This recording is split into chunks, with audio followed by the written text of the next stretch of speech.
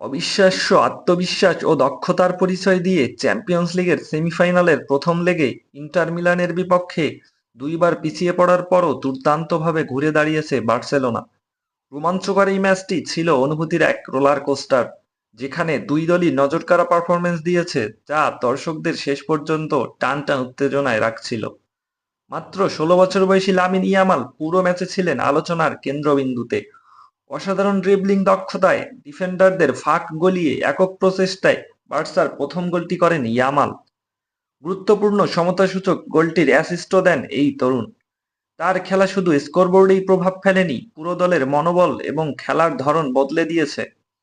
Marcus থুরমের backheel Flick কিংবা Denzel ডুমফ্রিসের acrobatic finishing প্রতিটা মুহূর্ত দর্শকের মন ছুঁয়ে যায়।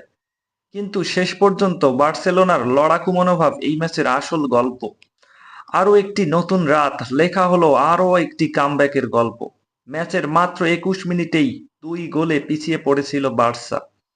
৩ মিনিট পরই লামিন ইয়ামালের করা দুর্দান্ত এবং ৩৮ মিনিটে ফেরান তোরেসের গোলে সমতায় ফেরে বার্সা। তার আগে নাটকীয়ভাবে ম্যাচের ৩০ সেকেন্ডেই থুরামের গোল এবং ২১ মিনিটেই ডুমফ্রিসের গোলে ২-০-তে পিছিয়ে ছিল বার্সেলোনা। ২-২ গোলে সমতায় থাকা দ্বিতীয়ার্ধে ম্যাচের ৬৩ মিনিটে সেটপিস থেকে ডুমফ্রিসের দ্বিতীয় গোলে আবারও লিড নেয় ইন্টার। এর ঠিক ২ মিনিট পর সমারের আত্মঘাতী গোলে আবারও সমতায় ফেরে বার্সা।